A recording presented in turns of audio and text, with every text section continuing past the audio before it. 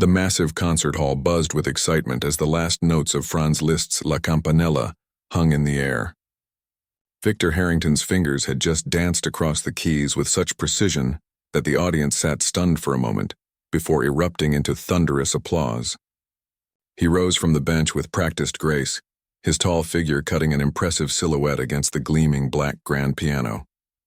His crisp tuxedo showed not a single wrinkle despite the passionate performance he'd just delivered. "Bravo, bravo." The crowd's cheers echoed through the hall as Victor took his third bow. In the middle of the 10th row sat Elizabeth Chen, her hands clapping politely, but her eyes narrowed slightly in thought. At 45, Elizabeth looked ordinary among the well-dressed crowd. Her simple blue dress had been worn to countless school functions at the community center, where she taught piano to children who couldn't afford private lessons.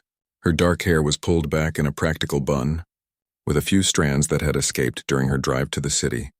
The host of the event, a plump man with a bow tie that seemed too tight for his neck, waddled onto the stage. "Ladies and gentlemen, wasn't that simply extraordinary? Maestro Harrington has agreed to take a few questions from our audience about his interpretation of Liszt's masterpiece." Assistants hurried down the aisles with microphones. Hands shot up throughout the auditorium, mostly from young music students and critics who frequented these events. The questions followed a predictable pattern. How many hours did you practice this piece? What was your inspiration for the tempo in the middle section? Will you be recording this for your next album? Victor answered each with well-rehearsed humility that didn't quite reach his eyes. He spoke of his humble dedication to the craft and his deep, spiritual connection to Liszt, all while adjusting his gold cufflinks and scanning the room for the most influential people in attendance. Elizabeth hadn't planned to speak. She'd come to the recital only because one of her students, a promising 12-year-old named Lily, had begged her to hear the greatest pianist alive. But something about Victor's interpretation of a particular passage had struck her as odd, technically perfect but missing something essential, almost without realizing it. Her hand drifted upward. The assistant with the microphone had already started walking back toward the stage when someone pointed out Elizabeth's raised hand. With obvious reluctance, the young woman turned and made her way to the middle of the 10th row. "Yes, your question?" the host prompted, checking his watch. Elizabeth took the microphone, her voice steady and clear. "Thank you for the beautiful performance. Mr. Harrington, I was particularly interested in your approach to the cadenza in measure 137. Liszt's original notation suggests a more emotional interpretation, but you chose a more technical approach. I wonder if you could share your thinking behind that choice." A hush fell over the audience. This wasn't the usual flattering question or request for practice tips. This was someone questioning an artistic choice. Victor's smile tightened almost imperceptibly. He leaned toward his microphone. "I'm sorry, I didn't catch your name." "Elizabeth Chen, Ms. Chen." He drew out her name. "Are you a pianist yourself?" "I teach piano at a community center," she replied simply. "Ah." The single syllable dripped with condescension. "Well, Ms. Chen, while I appreciate the enthusiasm of amateur musicians, I think perhaps you've misunderstood Liszt's intentions. The cadenza requires technical precision above all. The emotion, as Liszt himself would tell you, emerges naturally from the perfect execution of the notes as written." A few chuckles rippled through the audience. Elizabeth felt heat rising to her cheeks but kept her expression neutral. "I respectfully disagree," she said, her voice quieter but still firm. Liszt was known for his emotional expressiveness. In his own performances, he often sacrificed technical perfection for emotional impact. The host cleared his throat nervously. "Perhaps we should move to another question." No. Victor held up one manicured hand. "This is interesting." His tone suggested it was anything but. "Tell me, Ms. Chen from the community center, have you performed this piece yourself?" "Many years ago," she admitted. Victor nodded with exaggerated understanding. "Many years ago, I see. Well, musical interpretation has evolved since then. Today's audiences expect technical mastery. I'm sure your students appreciate your quaint approach." More laughter, louder this time. Elizabeth gripped the microphone a little tighter. "Music isn't just about playing the right notes," she said. "It's about making people feel something. Is that what they teach at community centers these days?" Victor's smile never reached his eyes. "Playing wrong notes but with feeling?" The audience was fully engaged now, head swiveling between the stage and the woman in the 10th row as if watching a tennis match. "I didn't say anything about wrong notes," Elizabeth replied calmly. "I spoke about interpretation, about the soul of the music." Something flickered across Victor's face. Irritation, perhaps, at not having silenced this ordinary-looking woman. He was used to admiration or envy, not criticism, especially not from someone he deemed beneath his notice. "The soul of the music," he repeated with a theatrical sigh. He turned to the audience with a smile. "Ladies and gentlemen, it seems we have a philosopher in our midst, not a pianist." The crowd responded with more laughter, but it sounded uncertain now. Some people were beginning to look uncomfortable with the exchange. "Perhaps," Elizabeth suggested, "the difference in our views comes from our different experiences with music. You play for audiences like this. I play for children who are discovering music for the first time. Both have value." Victor's jaw tightened. This woman wasn't backing down, and worse, she was making him look petty in front of potential donors and critics. He needed to end this quickly and decisively. "You know what would settle this debate?" he said suddenly, his voice ringing through the hall. "A practical demonstration. I'm hosting a charity gala for the Symphony Foundation next Saturday evening. Why don't you join me on stage for a little friendly competition? You can show us all how Liszt should be played with this soul you speak of." Gasps and murmurs spread through the audience. Elizabeth stood frozen, microphone still in hand. She hadn't expected this turn of events. "That's hardly necessary," she began. "Oh, but I insist." Victor's smile was predatory now. "Unless, of course, you're not confident in your abilities." Perfectly understandable for a community center teacher. Elizabeth felt all eyes on her. She thought of her quiet life, her small apartment above the center, her students who looked up to her. She'd left the world of competitive piano behind decades ago after her injury. She'd made peace with that choice. But something about Victor's smug certainty made her straighten her shoulders. "What exactly are you proposing, Mr. Harrington?" Victor looked surprised that she hadn't immediately declined. He recovered quickly. "Simple, a piano duel. Each of us plays a piece of our choosing. The audience decides who better captures the true essence of the music. No judges, no scores, just honest reaction from music lovers." He spread his hands. "What could be fairer?" The host looked alarmed. "Mr. Harrington, the program for the gala is already can be adjusted," Victor finished smoothly. "The foundation trustees will love it. Think of the publicity." He turned back to Elizabeth. "Well, Miss Chen, do you accept my challenge, or would you prefer to limit your musical opinions to the safety of your community center?" Elizabeth knew she was being manipulated. She also knew that Victor expected her to refuse, or to accept and embarrass herself. Either way, he would win. Part of her wanted to hand back the microphone, return to her seat, and leave at the first opportunity.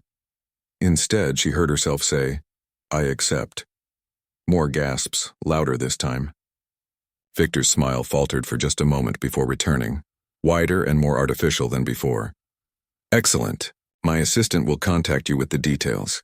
He turned to the audience with a theatrical flourish. "Ladies and gentlemen, it seems our evening just got more interesting. Next Saturday, a special addition to our charity gala, a piano duel between yours truly and Ms. Elizabeth Chen of—" He paused for effect. "The community center." The crowd applauded, some out of excitement for the unexpected drama, others from discomfort and a desire to move on. The host quickly took control, thanking Victor and steering the conversation toward the pianist's upcoming tour. Elizabeth handed back the microphone and sank into her seat, her heart pounding. What had she done? 20 years of quiet life teaching children, playing only for herself and her students, and now she'd agreed to perform against one of the most celebrated pianists in the country. As the event wrapped up and people began filing out of the auditorium, Elizabeth remained seated, going over the exchange in her mind. She barely noticed when someone slipped into the empty seat beside her. "That took guts," said a voice. Elizabeth turned to find an older woman with silver hair and keen eyes studying her face. "Or foolishness," Elizabeth replied with a small smile. "I was Victor's teacher at the conservatory," the woman said. "He was brilliant even then. And just as arrogant." She extended a hand. "Patricia Winters." Elizabeth's eyes widened slightly as she shook the offered hand. Patricia Winters was a legend in the classical piano world. "He has no idea who you are, does he?" Patricia asked quietly. Elizabeth shook her head. No, and I'd like to keep it that way at least until Saturday. Patricia nodded, a mischievous glint in her eye. Your secret's safe with me, Elizabeth Chenwu. She stood and patted Elizabeth's shoulder. He needs this lesson, and perhaps you do too. As Patricia walked away, Elizabeth sat alone in the rapidly emptying concert hall, wondering if she'd made the biggest mistake of her life, or if perhaps this challenge was exactly what she'd been avoiding for far too long. Elizabeth drove home from the concert hall with her hands gripping the steering wheel too tightly. Rain had started to fall, pattering against the windshield of her old sedan. The wipers squeaked with each swipe, a rhythm that seemed to match her racing thoughts. What were you thinking? She muttered to herself, stopping at a red light. After 20 years, you're going to get back on stage because some arrogant man hurt your feelings? The light turned green, and she continued her journey out of the gleaming city toward the smaller, quieter town she'd called home for the past 2 decades. As the tall buildings gave way to suburbs and then to more open land, Elizabeth felt her breathing slow. She turned off the main highway onto a winding road lined with maple trees that were just beginning to show their fall colors. Her small apartment sat above the community center, a converted Victorian house that had been donated to the town years ago by a wealthy family who'd moved away. The piano studio took up what had once been the formal dining room, with tall windows that let in streams of light on sunny days. Now in the evening rain, the windows reflected her headlights as she pulled into the gravel driveway. Elizabeth sat in her car for a long moment, listening to the engine tick as it cooled. Then she grabbed her purse and program from the recital and made a dash for the side entrance that led to her private staircase. Inside her apartment, she kicked off her shoes and hung her damp coat on the hook by the door. The space was small but cozy. Bookshelves lined the walls filled with sheet music and dog-eared paperbacks. Plants thrived on every windowsill. A second-hand couch faced a small fireplace that she rarely used. And in the corner of her living room stood her most prized possession, a baby grand piano that took up too much space but that she could never bear to part with. Elizabeth walked to the piano and gently lifted the cover from the keys. She ran her fingers over them without pressing down, feeling the smooth, cool ivory beneath her fingertips. Then she reached into her purse and pulled out her phone. She had 3 missed calls, all from Lily's mother, probably wondering how the recital had gone. That would have to wait. Instead, Elizabeth opened her browser and typed, Victor Harrington Piano Charity Gala. Several links appeared and she clicked on the most recent one. The screen filled with an elegant invitation to the Symphony Foundation's annual gala, hosted by world-renowned pianist Victor Harrington. The event would take place at the Westfield Hotel's Grand Ballroom. Tickets started at $500. $500, Elizabeth whispered, shaking her head. That was more than many of her students' families paid for a month of lessons. She scrolled further and found a news article about the upcoming gala. It mentioned that Victor had studied at the Curtis Institute of Music in the Juilliard School, that he had performed with orchestras around the world, and that critics called him the most technically proficient pianist of his generation. Elizabeth set down her phone and finally allowed her fingers to press the piano keys. She played a simple C major scale, then another, feeling the familiar movement wake up something inside her that had been dormant for too long. 20 years ago, she had been Elizabeth Chenwu, a rising star in the classical music world. Born to a Chinese father and Korean mother who had both been musicians, Elizabeth had shown talent from an early age. By 16, she had performed with the Philadelphia Orchestra. By 20, she had won several international competitions and was studying at Juilliard. Then came the wrist injury, a combination of overuse and a bad fall on an icy New York sidewalk. The surgeries, the physical therapy, the slow, painful realization that she might never play at the same level again. Elizabeth's fingers moved from scales to a simple Chopin prelude. Her left wrist still ached sometimes, especially in damp weather like tonight, but she could play. Not with the same speed or power as before, perhaps, but she could play, after her injury. When it became clear that her concert career was over before it had truly begun, Elizabeth had disappeared from the music scene. She'd changed her name back to her father's family name only, moved to this small town and started teaching. She found to her surprise that she loved it. Loved watching children discover the joy of music. Loved seeing their faces light up when they mastered a difficult passage. loved how teaching made her listen differently. The prelude ended, and Elizabeth sat in silence for a moment before she heard a soft knock at her door. "Come in," she called, knowing who it would be. The door opened to reveal Mrs. Jenkins, the elderly woman who ran the community center's administrative office and who lived in the other apartment upstairs. "I heard you playing," Mrs. Jenkins said, leaning against the doorframe. "Something's different tonight," Elizabeth smiled weakly. "I did something stupid today." "Those are often the most interesting stories," Mrs. Jenkins replied, her eyes twinkling. "Tea?" 20 minutes later, Elizabeth had told the whole story, the recital, Victor's condescension, the impulsive acceptance of his challenge. Mrs. Jenkins listened without interrupting, her hands wrapped around a mug of chamomile tea. When Elizabeth finished, the older woman was quiet for a long moment. "He doesn't know," Mrs. Jenkins finally said. "It wasn't a question." "No," Elizabeth confirmed. "He has no idea who I used to be. To him, I'm just a community center piano teacher who doesn't understand real music." "And what are you going to do about it?" Elizabeth sighed. "I don't know. I could call and cancel. Say I've reconsidered. He'd love that. He'd tell everyone the amateur backed out because she knew she couldn't compete." "Or?" Mrs. Jenkins prompted. "Or I could show up and play. But Mrs. Jenkins, it's been 20 years since I performed on a stage like that. I've played for the children's recitals, sure, but nothing like this. And my wrist." She rotated her left hand unconsciously. "How does it feel?" "Better than it did. I've been doing the exercises the physical therapist gave me, but I'm not the same pianist I was." "No," Mrs. Jenkins agreed. "You're a better one." Elizabeth looked up, surprised. "You think I haven't been listening all these years?" Mrs. Jenkins smiled. "When you first came here, you played with perfect technique, but something was missing. Now you play with heart. That arrogant young man at the concert hall, he plays the way you used to. All technique, no soul. He's extremely talented," Elizabeth felt compelled to point out. "I'm sure he is, and I'm sure he knows it too." Mrs. Jenkins set down her mug. "The question isn't whether you can beat him on his terms. The question is whether you remember what music is really about." After Mrs. Jenkins left, Elizabeth returned to her piano. This time she didn't play scales or simple preludes. She closed her eyes and began to play from memory Chopin's Ballade No. 1 in G minor, a piece she had performed countless times as a student, but hadn't touched in years. Her fingers stumbled over some of the more difficult passages. Her left wrist protested during the forceful octaves, but as she played, something awakened inside her, the pure joy of making music, of telling a story through sound.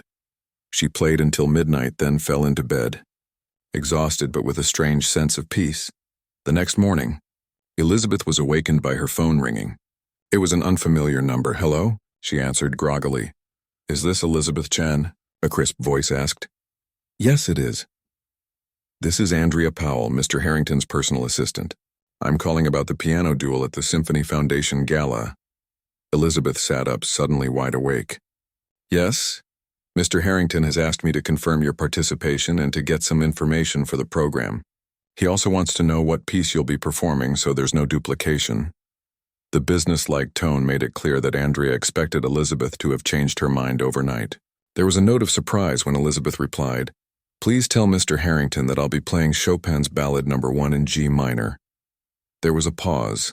Then Andrea said, "That's an ambitious choice." "Yes, it is," Elizabeth agreed calmly. Another pause.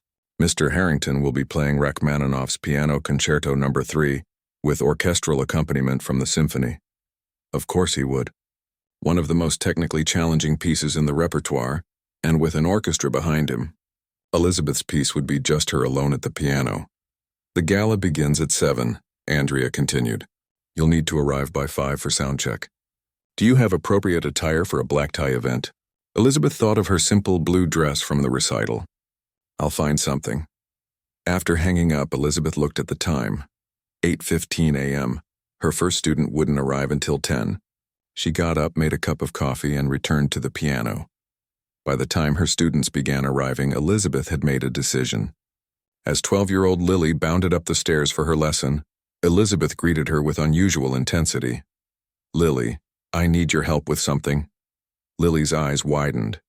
"What is it, Miss Chen?" "Remember that pianist we heard yesterday? Victor Harrington?" Lily nodded enthusiastically. He was amazing. Did you get his autograph? Elizabeth smiled. Not exactly. But I am going to play at the same event as him next Saturday. Lily's mouth fell open. You're going to play with Victor Harrington? For real? Against him, actually. It's a kind of competition. That is so cool. Lily bounced on her toes. But wait, aren't you nervous? He's like famous. Elizabeth took a deep breath. I am nervous. Very nervous. Which is why I need your help. I need to practice performing in front of an audience again. I can be your audience. Lily volunteered immediately. Thank you, Elizabeth said, but I was thinking of something bigger. I was thinking maybe all of my students could help. As Lily's lesson began, Elizabeth's mind was already turning over a plan. For the first time in 20 years, she was going to let people hear the musician she used to be. And more importantly, the musician she had become. In her quiet apartment above the community center, with rain still pattering against the windows, Elizabeth Chen began to prepare for a duel she never expected to fight. A duel that would force her to confront both her past and the arrogant pianist who had no idea what he had set in motion. News of the piano duel spread quickly through the small town. Elizabeth's students told their parents, who told their friends, who told their neighbors. By Monday afternoon, Mrs. Jenkins had received 17 phone calls asking if the story was true. You've become quite the local celebrity, Mrs. Jenkins told Elizabeth as they passed each other in the community center's narrow hallway. People are saying you're going to take down the famous Victor Harrington. Elizabeth winced. That's not what this is about, isn't it? Mrs. Jenkins raised an eyebrow. At least a little bit? Elizabeth couldn't help but smile. Maybe a very little bit. The next few days fell into a rhythm. Elizabeth taught her regular lessons during the day, focusing on her students with the same care and attention she always had. But the moments in between, early mornings, lunch breaks, evenings, she devoted to practice. Word had gotten out about her plan to prepare with an audience. On Wednesday afternoon, the community center's main room was rearranged. The mismatched chairs normally scattered around the edges were pulled into rows facing the old upright piano that predated Elizabeth's arrival. It's not a grand piano like you'll play at the gala, Mrs. Jenkins had said, but it'll do for practice. At 5 o'clock, people began to arrive. Elizabeth had expected maybe a dozen, her current students and their parents. Instead, nearly 50 people packed into the room. There were her students, yes, but also former students now in high school or college, parents of children she'd taught years ago, and townspeople she recognized from the grocery store or post office but had never spoken to. Lily had appointed herself Elizabeth's unofficial assistant. She stood at the door, greeting people and handing out makeshift programs she'd created on her family's computer. Special concert Ms. Elizabeth Chen performs Chopin's Ballade No. 1 in G minor. Elizabeth peeked out from the hallway, her heart racing at the sight of the crowd. She wore a simple black dress, not formal enough for the gala, but more dressed up than her usual teaching attire. Look at all these people, she whispered to Mrs. Jenkins. I can't do this. Of course you can, Mrs. Jenkins replied calmly. You've played this piece hundreds of times. Not in front of an audience. Not in 20 years. Think of it this way, Mrs. Jenkins said. These people already love you. They're here to support you, not judge you. And if you can play for them, you can play for anyone, even a room full of rich people in fancy clothes. Elizabeth took a deep breath and nodded. She walked to the piano as the room fell silent. Thank you all for coming, she began, her voice shaking slightly. As some of you may have heard, I've somehow gotten myself into a piano duel with a famous concert pianist. Scattered laughter and a few cheers came from the audience. It's been a long time since I performed in public, Elizabeth continued, so I'm very grateful to have this chance to practice with you all here. The piece I'll be playing is Chopin's Ballade No. 1 in G minor. She sat down at the piano, adjusted the bench, and placed her hands on the keys.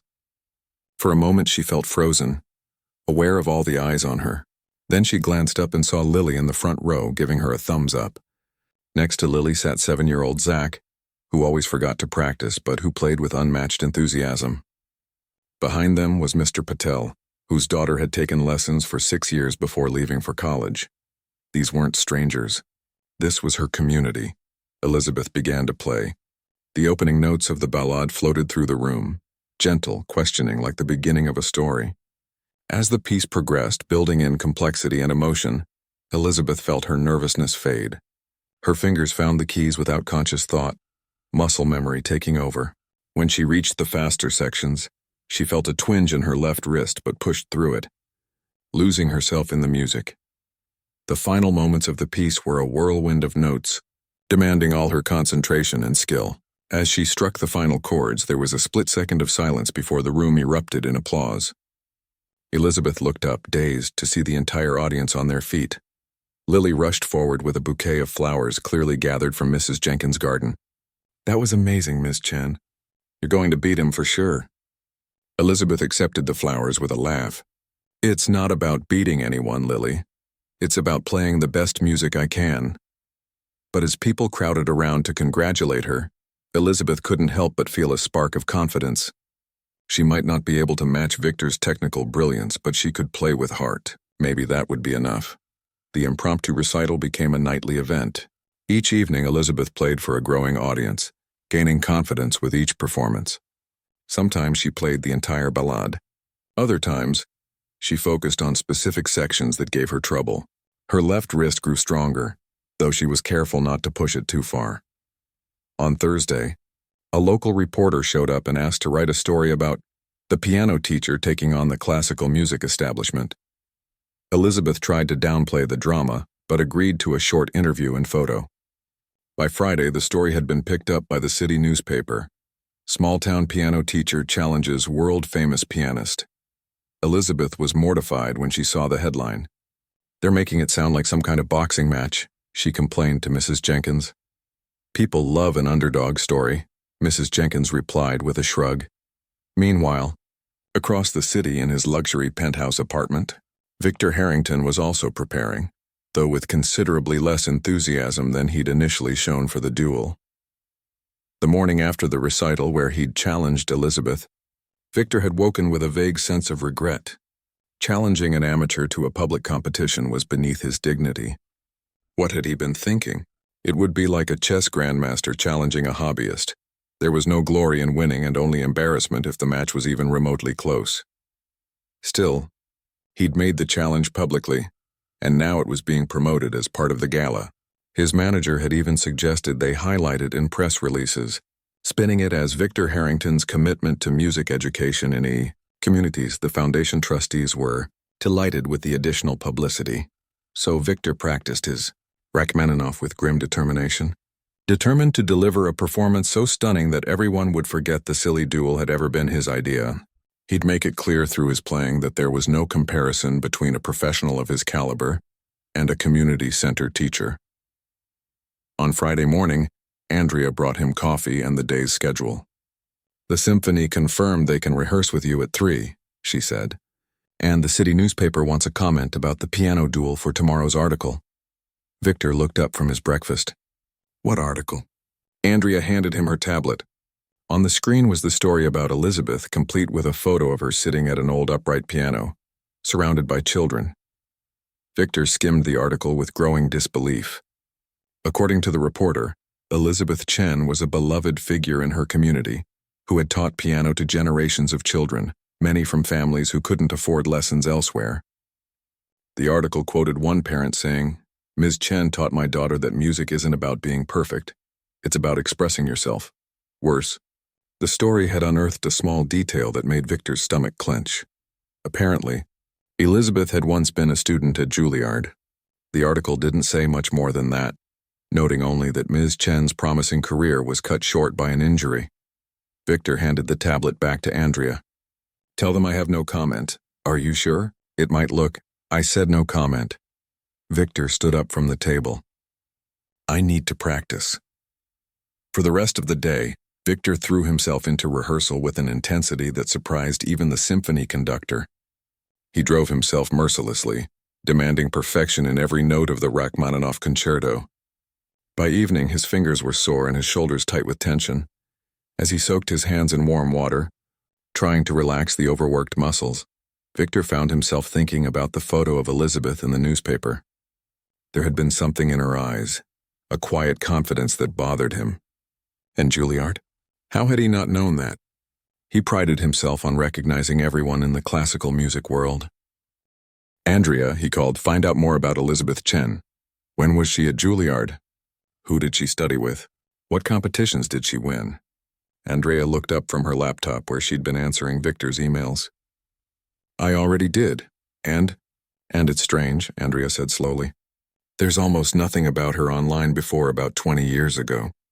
Just a few mentions in old programs and competition results, but under the name Elizabeth Chen Wu." "Chen Wu?" Victor frowned. The name sounded vaguely familiar, but he couldn't place it.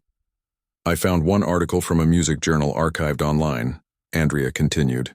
"It mentioned an Elizabeth Chen Wu as a rising star at Juilliard, who suffered a career-ending wrist injury at age 23. After that, nothing." Victor stared out the window at the city lights. 20 years was a long time to be away from the concert stage.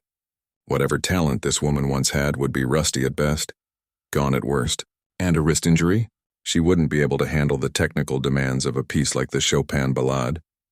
Yet something nagged at him, a memory just out of reach. Chen Wu.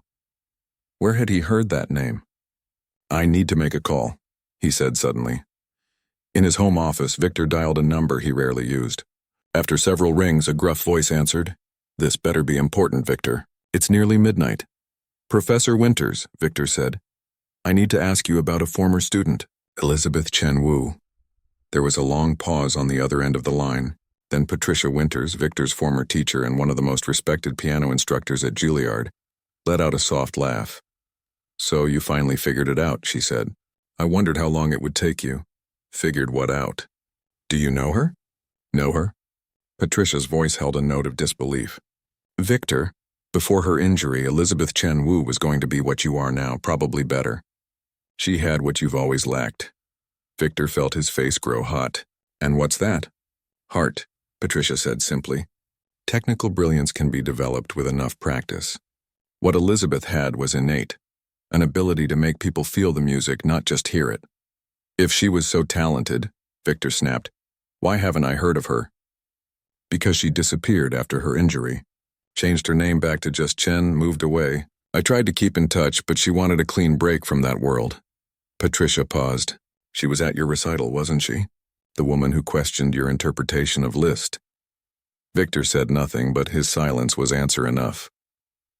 "Oh, Victor," Patricia sighed. "What have you done?" The night before the gala, Elizabeth played the ballad one final time for her community audience. Her performance was met with cheers and applause, hugs and well wishes. Lily presented her with a card signed by all her students. "Show them what real music sounds like, Miss Chen." Later, alone in her apartment, Elizabeth sat at her baby grand in the dark. Tomorrow, she would face Victor Harrington and his orchestra in a grand ballroom filled with people who had paid $500 or more for their tickets. People who expected to see the famous pianist triumph over the small-town piano teacher. She flexed her left wrist gently, feeling the familiar ache. It would never be fully healed, but it was strong enough. She was strong enough. Elizabeth placed her hands on the keys and began to play. Not the Chopin this time, but a simple melody she had composed years ago during her recovery. As the quiet notes filled her apartment, she finally understood what tomorrow was really about. Not winning. Not revenge. Not even proving Victor wrong. It was about remembering who she was and who she had become. About playing music that mattered, that touched people's hearts.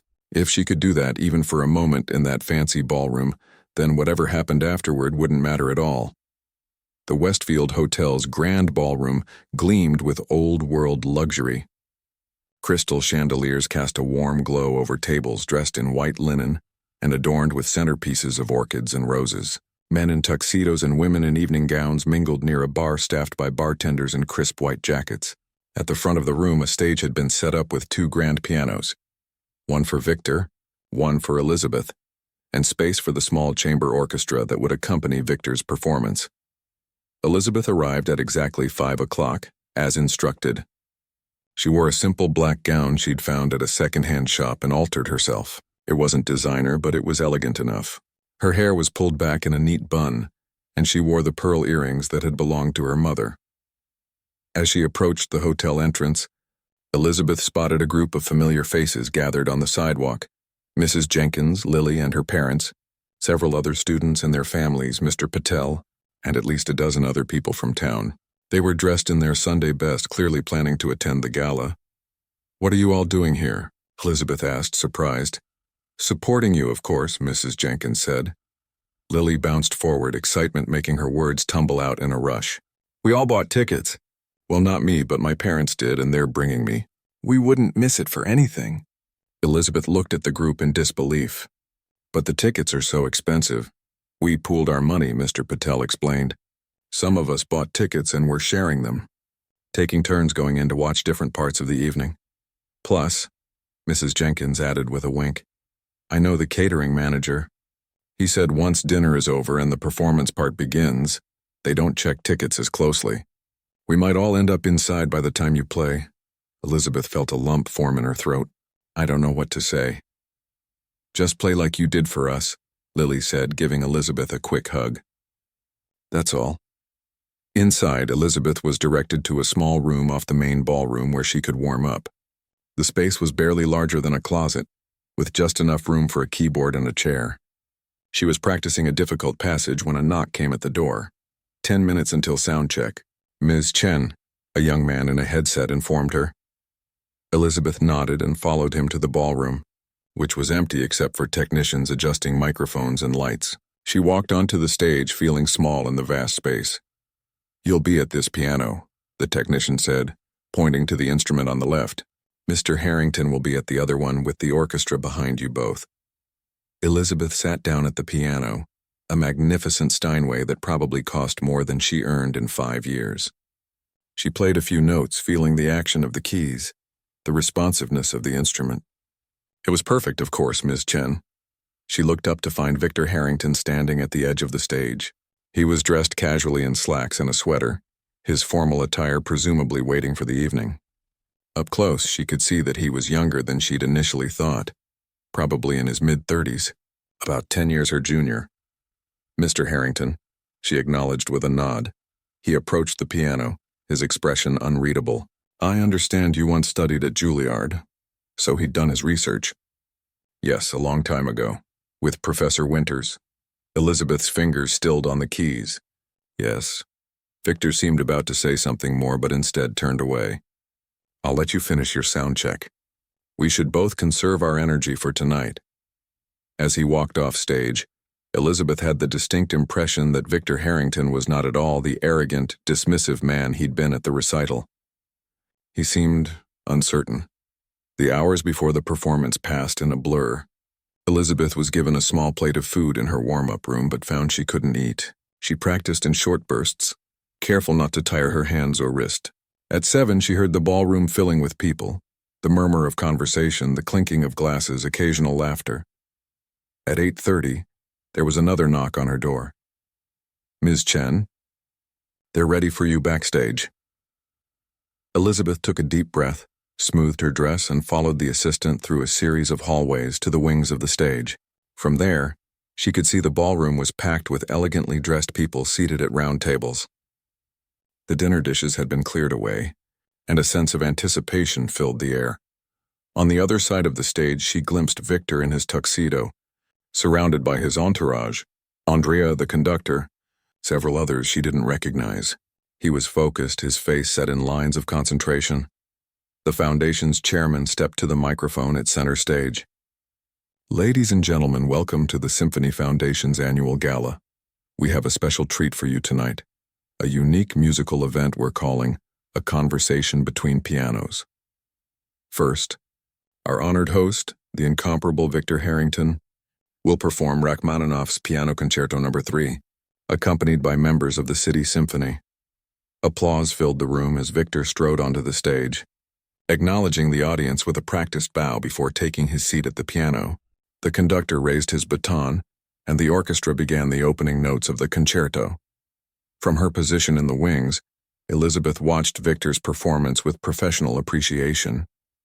His technique was flawless, fingers flying over difficult passages with precision, body swaying slightly with the music, face showing just enough emotion to connect with the audience without seeming excessive. The Rachmaninoff was a showpiece designed to display a pianist's virtuosity, and Victor played it brilliantly.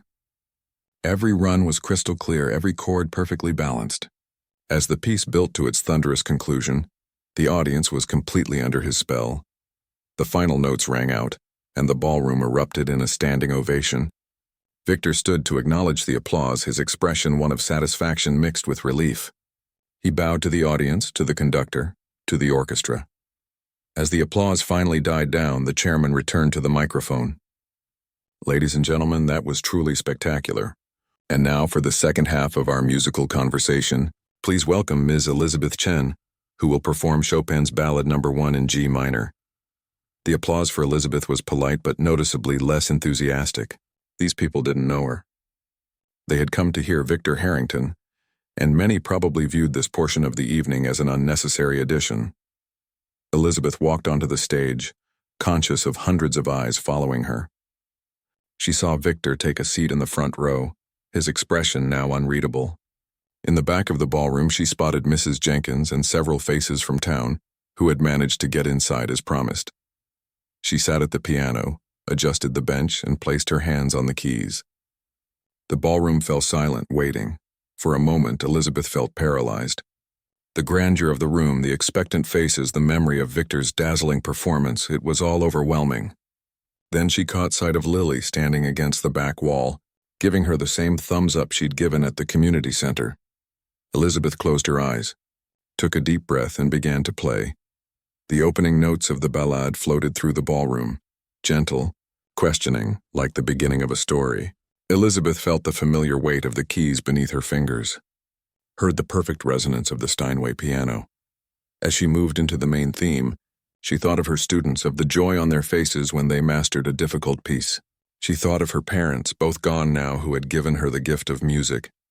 She thought of the 20 years she'd spent teaching instead of performing, and how much she'd learned in that time about what music really meant.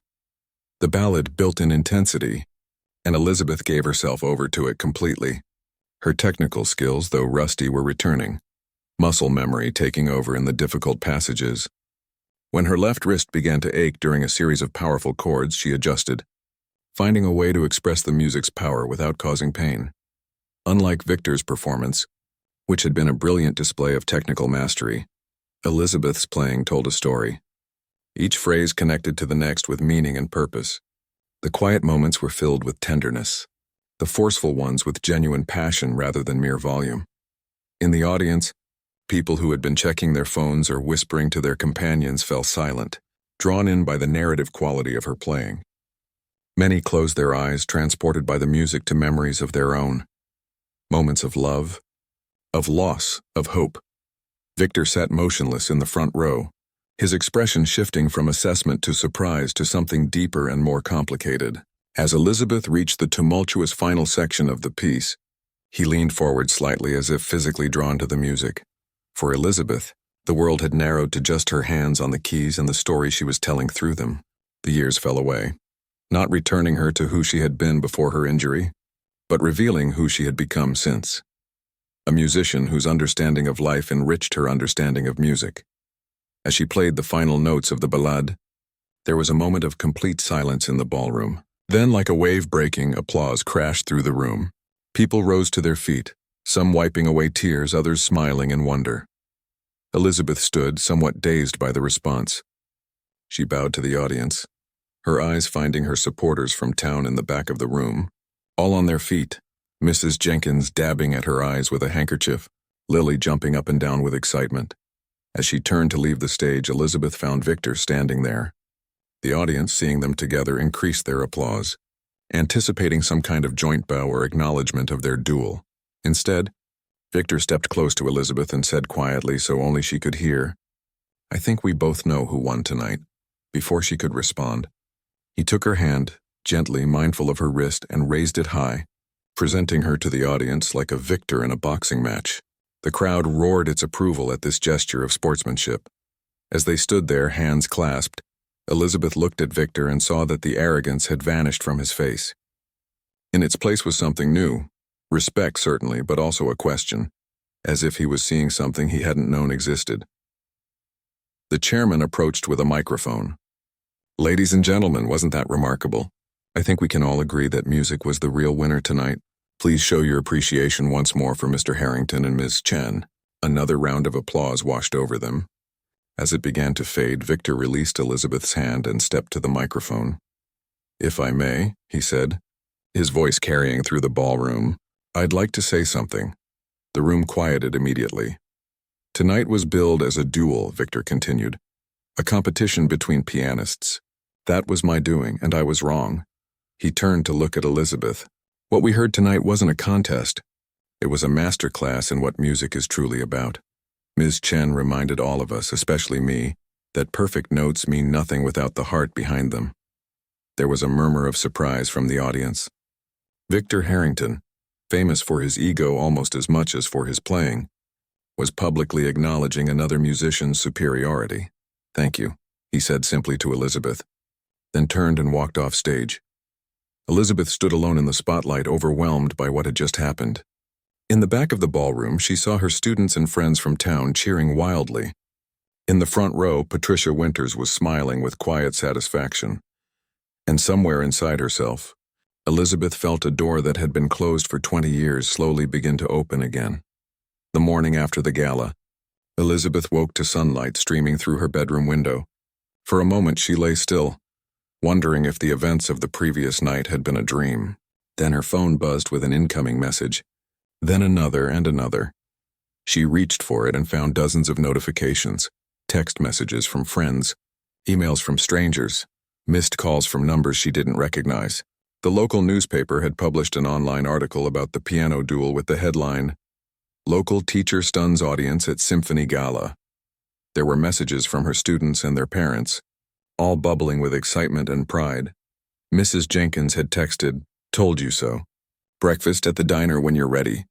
As Elizabeth scrolled through the messages, her phone rang. It was a number she didn't recognize. "Hello?" she answered cautiously. "Ms. Chen?" "This is Andrea Powell, Mr. Harrington's assistant." Elizabeth sat up straighter. "Yes? Mr. Harrington would like to meet with you this morning, if possible. He's staying at the Westfield Hotel for one more day, and wondered if you might join him for coffee in the hotel lounge at 11. Elizabeth glanced at the clock. It was just past 9. "Yes, I can do that." "Excellent. He'll see you then." Elizabeth showered and dressed carefully in a simple blue sweater and black pants. She wasn't sure what Victor wanted to discuss, but after his surprising words last night, she was curious to find out. The drive into the city was quiet, giving her time to think. The applause from last night still echoed in her mind, along with the feeling of reconnection she'd experienced with the music, with the audience, and with a part of herself she'd locked away for too long. At the hotel, Elizabeth found Victor waiting in a quiet corner of the lounge. He stood as she approached, gesturing to the chair across from him. "Thank you for coming," he said. "Thank you for the invitation," she replied. A waiter appeared, and they both ordered coffee. There was an awkward silence until their drinks arrived. Finally, Victor spoke. "I owe you an apology." Elizabeth looked up, surprised. "At the recital," he continued, "I was dismissive and arrogant.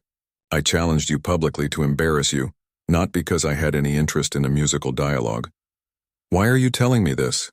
Elizabeth asked. Victor sighed. "Because last night changed something for me. Your playing—" He paused, searching for words. "It reminded me of why I became a pianist in the first place." Elizabeth remained silent, waiting for him to continue. "When I was a child," Victor said, "I played because I loved music. Somewhere along the way that got lost. Competitions, critics, recordings, tours. It all became about being the best, not about the music itself." He looked directly at her. "Last night you weren't playing to impress anyone. You were telling a story. That's what music is," Elizabeth said simply. "A story told through sound." Victor nodded. "I used to know that." He took a sip of his coffee. "Professor Winters called me this morning.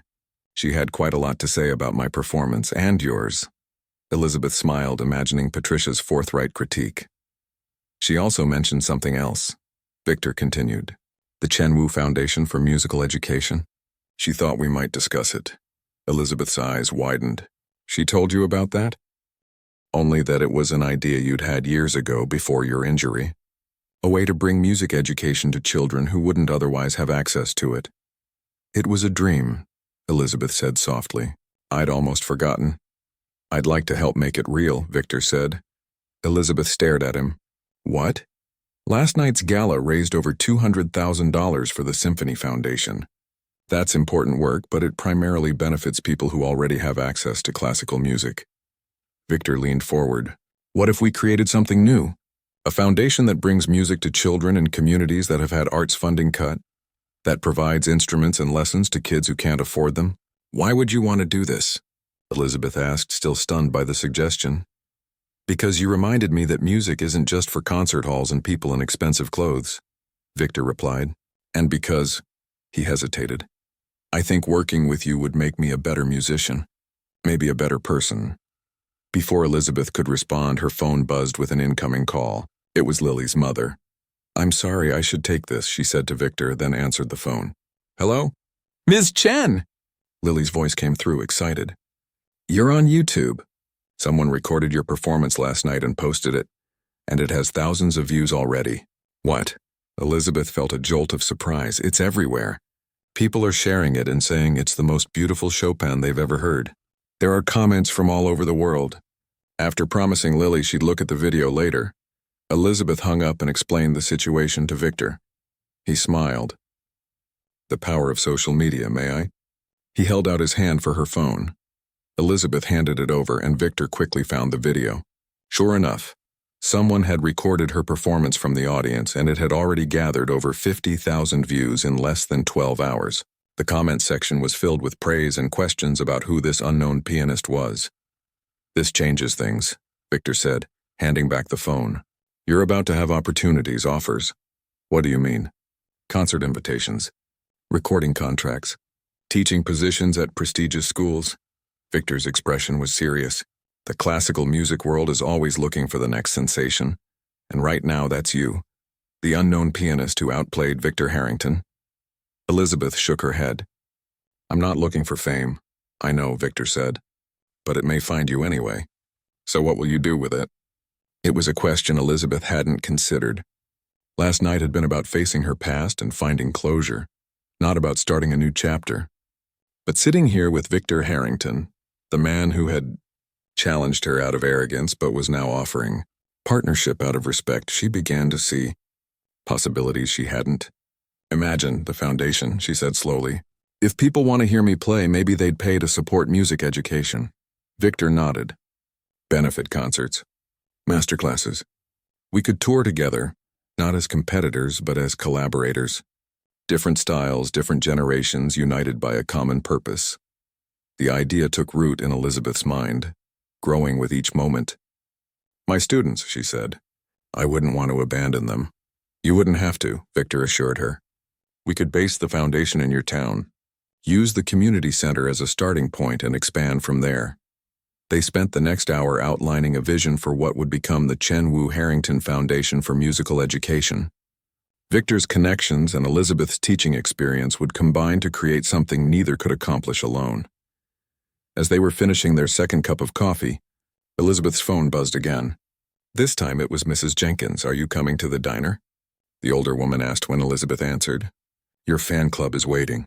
My fan club? Half the town is here wanting to celebrate with you. And there's a reporter from the city paper asking questions about you. Elizabeth looked at Victor, who had overheard the conversation. Go, he said with a smile. Enjoy it. We can continue this discussion tomorrow. Why don't you come with me? Elizabeth suggested impulsively. Meet the people who supported me.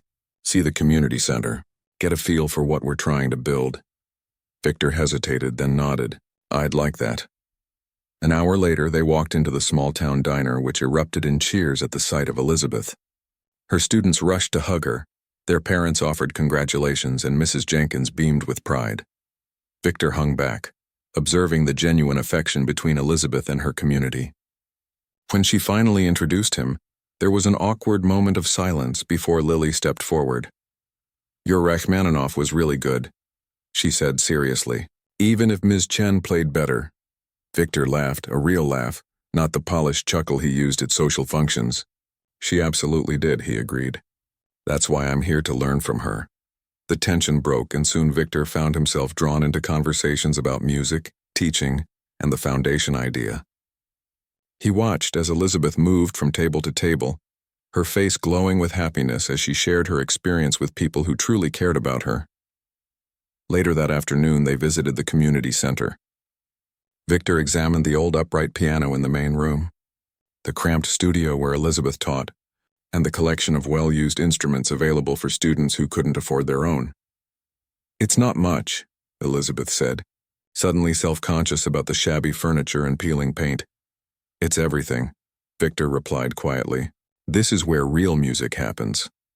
In the weeks that followed, Elizabeth's life transformed in ways she could never have predicted. The YouTube video of her performance eventually reached millions of views. Offers came in from concert venues, record labels, and prestigious music schools, just as Victor had predicted. She accepted some and declined others, always with a clear purpose in mind.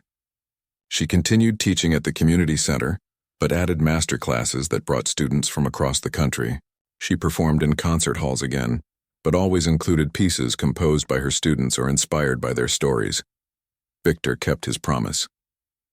Together they established the foundation, combining his wealth and connections with her vision and teaching philosophy. They renovated the community center, created scholarship programs, and brought music education to schools that had lost their arts funding. 6 months after the piano duel, they gave their first joint concert, not a competition, but a conversation between two very different pianists with complementary strengths. Victor's technical brilliance had gained emotional depth through his work with Elizabeth and her students. Elizabeth's expressive playing had regained some of the technical precision she'd lost after her injury. As they took their final bow, Elizabeth caught sight of Lily in the front row, giving her usual thumbs up. Next to Lily sat Patricia Winters, whose intervention had set this whole story in motion. And scattered throughout the audience were familiar faces from her small town, watching with pride as their piano teacher showed the world what they had always known, that music played from the heart speaks a language everyone can understand. Back in her apartment that night, Elizabeth sat at her baby grand in the dark, just as she had before the fateful duel. But this time, instead of anxiety about the future, she felt a sense of completion and of new beginnings. She placed her hands on the keys and began to play, not Chopin or Liszt or any of the classical masters, but a simple melody she was composing for her next concert with Victor. It told the story of a challenge that became a chance, of a duel that became a duet, and of a pianist who discovered that sometimes the longest journey leads right back home, but with a richer understanding of the road traveled.